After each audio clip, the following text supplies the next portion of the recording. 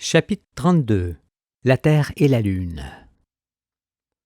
Les explications sur le chambardement mettent en évidence les raisons pour lesquelles, dans la famille solaire, certaines planètes se sont échauffées, pendant que d'autres se sont refroidies. Par ailleurs, en sachant que les petits astres situés le plus près de l'étoile nouvelle sont ceux qui bougèrent les premiers et le plus rapidement, et que ce sont les plus gros et les plus éloignés qui bougèrent le moins, et en dernier, on peut se représenter ce que furent les va-et-vient de la Terre, et comment elle intercepta la Lune, sa jeune sœur, qu'elle adopta. Ainsi, depuis l'explosion de l'ancienne atmosphère du Soleil, la Terre n'a cessé d'aller et de venir auprès de lui, en décrivant la sinuosité représentée par ce schéma. On remarque que depuis sa position initiale, 1, elle fut vivement poussée dans l'espace, où il fait froid, 2, puis qu'elle revint près du Soleil, où la température est très élevée, 3. Elle fut repoussée à nouveau dans le froid, 4. Et revint doucement se stabiliser à la distance idéale du Soleil, 5, où le climat est tempéré. Elle continua ainsi sa route jusqu'à ce qu'elle arrive au jour où nous sommes, 6. Elle alterna de la sorte de part et d'autre de son orbite actuelle, où le climat est tempéré, mais sans quitter son anneau qui suivit ses mouvements. C'est pourquoi son noyau ne s'est jamais refroidi. Tel que nous l'avons déjà vu, le déplacement des astres bousculés de leur place initiale s'effectua pendant un très grand nombre de révolutions, c'est-à-dire d'années, dont la durée était proportionnelle à la croissance ou à la décroissance des orbites. Cela fut ainsi jusqu'à ce que ces mouvements s'atténuent et s'arrêtent.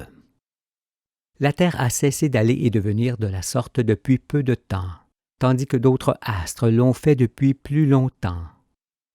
En effet, en raison de leur choc avec d'autres ou de leur adoption, les petits astres se sont plus vite stabilisés que ne le fit la Terre. Et ceux qui sont plus gros qu'elle ont fait de même, en raison cette fois de la plus petite amplitude de leur mouvement. La Terre a donc été l'une des dernières planètes intérieures à se stabiliser, si ce n'est la toute dernière. Dans ce grand bouleversement, les planètes ne purent toutes se déplacer exactement sur le plan des anneaux du Soleil. Les unes le firent légèrement en dessous de ce plan, les autres un peu en dessus, et cela limita les possibilités de rencontre. Néanmoins, des chocs eurent lieu. La ceinture d'astéroïdes et autres corps errants en témoignent. Et ce sont toujours les astres les plus près du Soleil qui créèrent ces situations. Mais ce qui vient d'être dit montre que les possibilités de choc ne furent pas très nombreuses. Il y eut davantage de frôlements. L'interception de la Lune par la Terre. Puisque les planètes extérieures ont enfanté leurs satellites, pourquoi la Terre n'aurait-elle pas donné naissance, elle aussi, à la Lune? Qu'est-ce qui prouve que la Lune a été interceptée par la Terre? Plusieurs choses le démontrent. Tout d'abord, la Terre est plus jeune que Jupiter, Saturne, Uranus et Neptune. Ensuite, elle a davantage bougé que ces dernières et n'a jamais atteint leur activité ni leur température. Néanmoins, depuis l'éclairement du Soleil jusqu'au jour où elle intercepta la Lune, la Terre a pu donner naissance à quelques petits satellites. Si cela fut, elle les perdit le jour où la Lune la fit basculer sur son axe, comme nous allons le voir. Pour l'instant, comprenons que si la Lune était fille de la Terre, elle serait forcément active et chaude, produirait encore des cratères dus au gaz, et serait pourvue d'une atmosphère conséquente. Or, ce n'est pas le cas. Mais il y a d'autres raisons démontrant que la Lune est sœur de la Terre, et qu'elle fut bien interceptée par cette dernière. Nous allons les examiner, et vous serez convaincus qu'il en est bien ainsi. En évaluant ce que fut le chambardement, on s'aperçoit qu'on ne pourra certainement jamais savoir ce que furent exactement les mouvements des astres déplacés. Mais en ce qui concerne l'interception de la Lune par la Terre, Il est certain toutefois que ces deux astres se sont trouvés forcément au même endroit dans le ciel, pendant que tous deux étaient en bout de course. Ce qui n'a pu se produire qu'entre les positions 3 et 4 de la Terre. Comment peut-on l'expliquer? En raison de sa première position, la Lune fut déplacée plus fortement dans l'espace que la Terre, et s'en alla plus loin qu'elle. Lorsque la Terre revint près du Soleil, entre les positions 2 et 3 sur la figure, on imagine fort bien que la Lune l'aurait rattrapée puis dépassée avant de se positionner plus près du Soleil. Ensuite, la Terre s'en alla à nouveau vers sa 4e position, et la Lune aurait fait de même, mais beaucoup moins rapidement que la première fois. Cependant, allant légèrement plus vite que la Terre dans son retour vers le froid, la Lune se serait rapprochée d'elle de jour en jour et aurait fini par se trouver sur le même orbite. Et c'est là que l'inévitable rencontre se serait produite.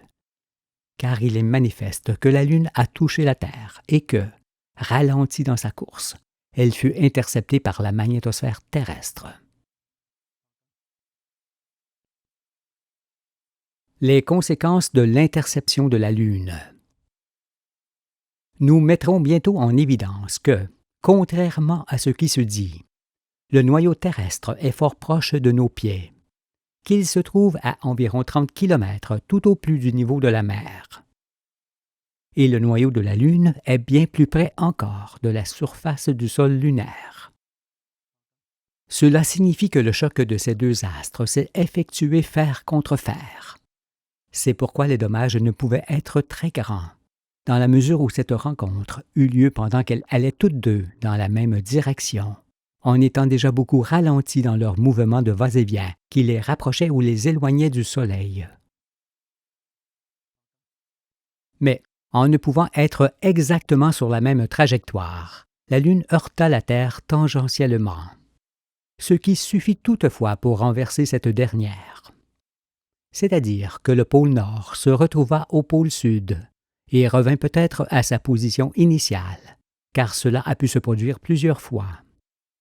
Ces changements de pôle, qui ont déjà été constatés, augmentent encore l'évidence de l'interception de la Lune par la Terre et de la perte des petits satellites de la Terre, si cette dernière en avait enfanté depuis l'éclairement du Soleil. On comprend aussi fort bien qu'un très grand désordre dans l'activité électromagnétique se soit probablement généralisé sur les deux hémisphères lors du basculement de la Terre, et que cela ne fut probablement pas sans conséquence pour le climat.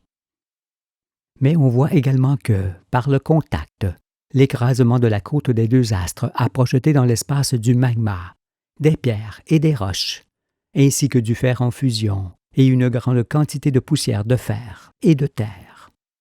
Mais il y eut d'autres conséquences, car le choc fractura la croûte terrestre jusqu'au noyau, en deux parties égales. Nous le montrerons le moment venu. Il sera également expliqué pourquoi la Terre a autant d'eau sur son sol.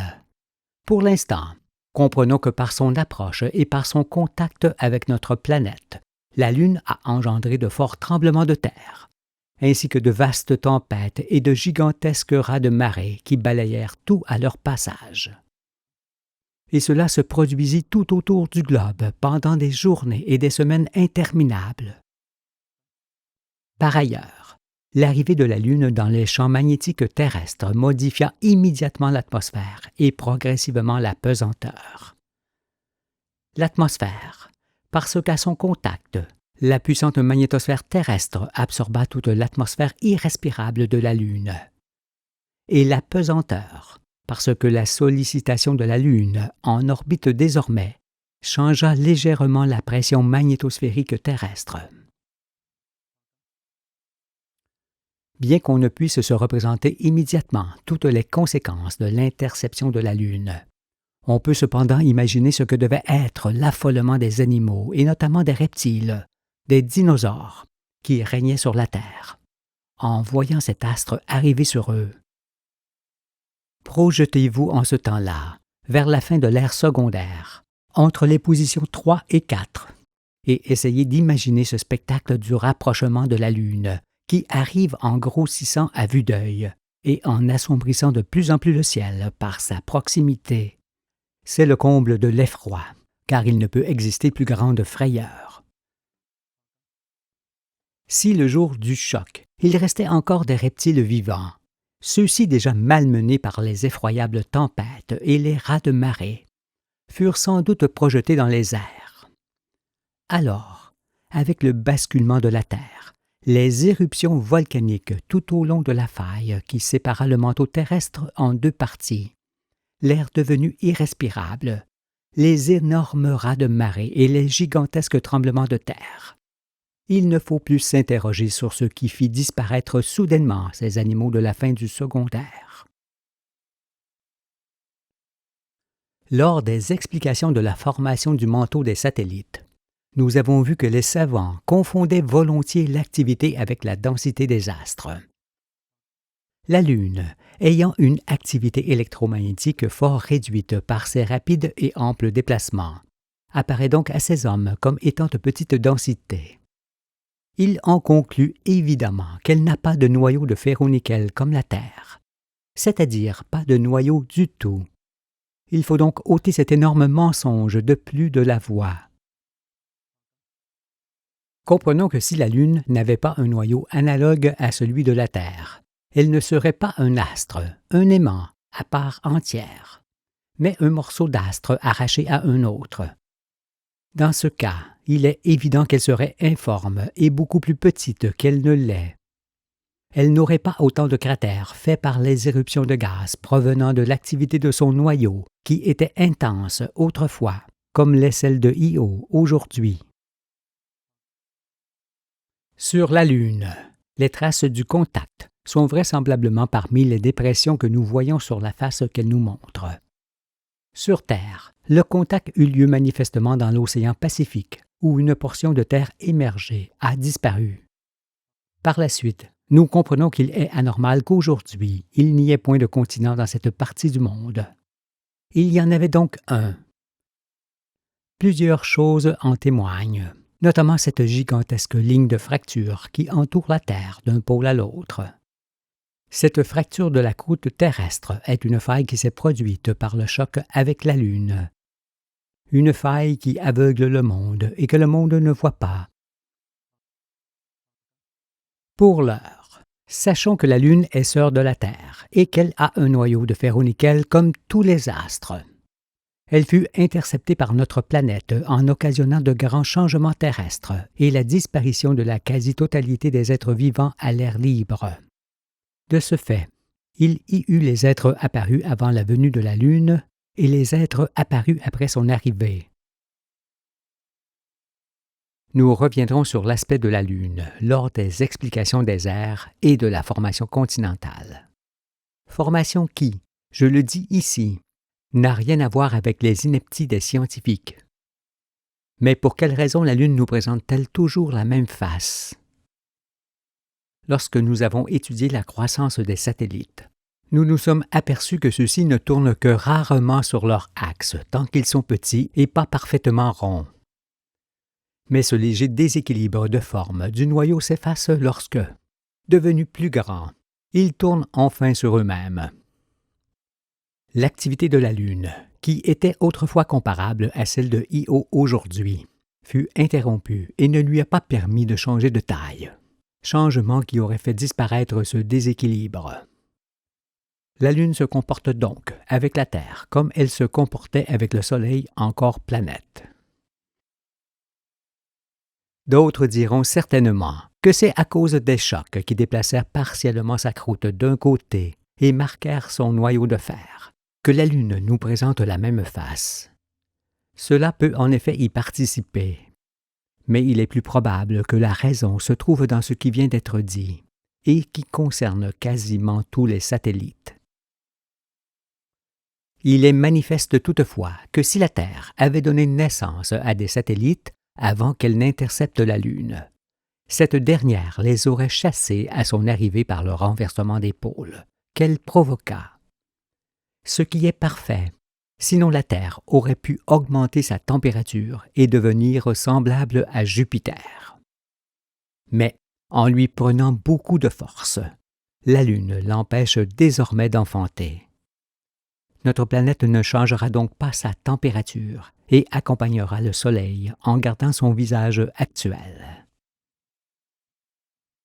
Pour l'instant, vous n'avez pas encore pu mesurer tout ce qui se trouve dans la figure qui représente les va-et-vient de la Terre, notamment qu'elle a connu 2 périodes de très grand refroidissement et une période très chaude, et qu'il y eut entre ces périodes des mondes du genre végétal et animal, avant que le monde humain puisse paraître. Nous le montrerons en grand et, avant cela, la façon dont la Terre s'est couverte d'un océan. Votre stupéfaction ne cessera alors de croître, en vous ramenant toujours plus près de celui par qui tout existe. La Terre est désormais stabilisée autour du Soleil. Et, par l'apport soudain de sa masse, la Lune participa à cette stabilisation. La Terre ne connaîtra alors plus jamais des époques dans le froid et la chaleur extrême comme elle en a connu jadis. Tant qu'elle subsistera, elle y est à l'abri, car elle ne se déplacera plus comme elle le fit à la suite de l'explosion atmosphérique du Soleil, qui ne peut se produire qu'une seule fois. Il n'y a rien qui puisse à nouveau déplacer la Terre, qui s'est stabilisée pour toujours autour de l'astre du jour. Même lorsque viendront les grands changements du Soleil, elle ne sera plus bousculée comme elle l'a été. Soyez donc tranquille sur ce point. Le monde est à l'abri de ce danger. Toutefois, ici, j'ai encore quelque chose à montrer sur les conséquences de l'interception de la Lune. Les changements périodiques du climat. Au soir du monde, nous savons que la Terre, comme toutes les planètes, tourne autour du Soleil en étant inclinée sur son axe, car son plan d'anneau ne peut se trouver sur celui du Soleil. Mais depuis l'arrivée de la Lune, qui la fit basculer sur elle-même, la rotation de la Terre sur son axe s'effectue dans une sorte de lent balancement. Il est en effet évident que ce mouvement de bascule n'a pu s'arrêter instantanément, car en ne se trouvant pas positionné exactement sur le plan équatorial de la Terre, la Lune entretient ce mouvement de balancier. Mais, ayant une origine, ce mouvement aura une fin. Voici illustrer ce phénomène qui a une influence périodique sur le climat. En fonction de cette image, qui représente à chaque fois la Terre au solstice de décembre, on imagine fort bien que lorsque son inclinaison change par rapport au plan des anneaux du Soleil, cela fait changer le climat sur les 2 hémisphères. On remarque en effet que les 2 cercles polaires varient considérablement, en faisant augmenter ou diminuer d'autant la région habitable. La première figure montre l'inclinaison maximum et la seconde l'inclinaison minimum. Actuellement, l'inclinaison de la Terre se trouve entre ces 2 positions et plus proche de la deuxième figure. Si depuis l'arrivée de la Lune, qui eut lieu vers la fin du secondaire, la Terre a effectué tant de balancements, il y eut tant de changements climatiques, mais bien qu'ils furent beaucoup plus intenses dans le tertiaire, ces derniers changements climatiques furent ressentis plus fortement dans le quaternaire, qui est l'ère dans laquelle le climat s'est tempéré et qui vit apparaître les hommes. Cependant, pour savoir si ce phénomène se produit encore un peu, il faudrait faire une observation par siècle et non par année, car d'une année à l'autre, la différence d'angle est trop minime pour être remarquée. En raison de cette lente oscillation de la Terre qui font changer doucement le climat, là où il fait froid, il fera encore plus froid ou moins froid selon le sens du balancement. Cela étant, le long des siècles, le climat tempéré montera beaucoup plus haut dans l'hémisphère, lorsque l'axe de la Terre sera au plus haut sur la figure. Et inversement, la glaciation de l'eau s'opérera plus bas lorsque l'axe terrestre sera au plus bas. De la sorte, on verra apparaître des glaciers périodiquement, là où précédemment le climat était tempéré. Il se forme des glaciers parce que le réchauffement d'un corps est toujours plus long que son refroidissement.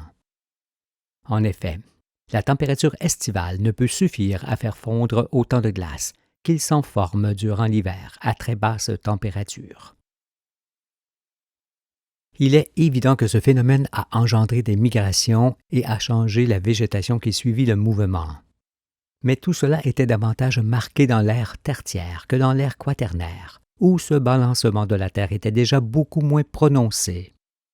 Néanmoins, des migrations eurent lieu et sont peut-être l'origine de celles que nous constatons encore de nos jours pour certains animaux. Nous pourrions longuement développer les conséquences de ces changements climatiques, mais il vaut mieux en connaître la cause, que seule l'interception de la Lune explique clairement. Tout ce que nous avons vu sur les éléments créateurs du satellite, puis sur sa naissance et son développement, jusqu'à ce qu'il soit semblable à Jupiter, puis sur l'explosion atmosphérique qui éclaire l'étoile, tout en créant les mouvements qui ont déplacé la Terre et amené la Lune, nous donne une vision d'ensemble plus exacte du réel. Nous avons également appris que les petits désastres, les satellites, naissent d'un père et d'une mère, comme naissent les petits des hommes. Ce qui est plus conforme à notre esprit et à notre conscience de l'existence.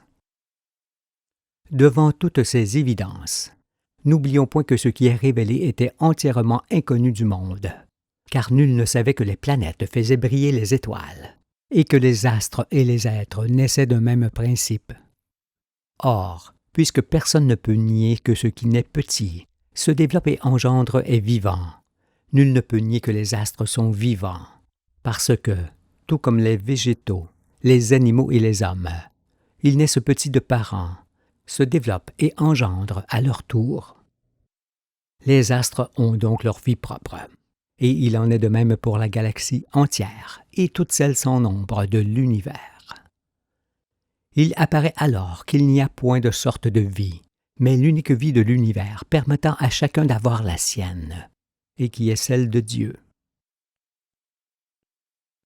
Ne négligez donc pas cet enseignement qui rend l'homme témoin de la naissance et du développement des astres par lesquels nous existons, car il s'agit du pain du ciel.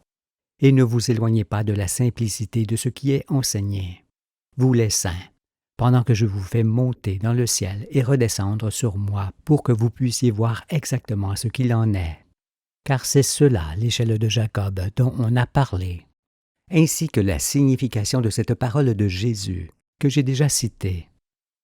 Le moment viendra où vous verrez les anges monter et descendre sur le Fils de l'homme. Il s'agit de vous et de moi qui vous fait explorer le ciel, pour y chercher toute la vérité avec laquelle on doit vivre. Soyez donc attentifs à mes paroles, car elles ouvrent les yeux et révèlent aujourd'hui tout ce qui était tenu caché,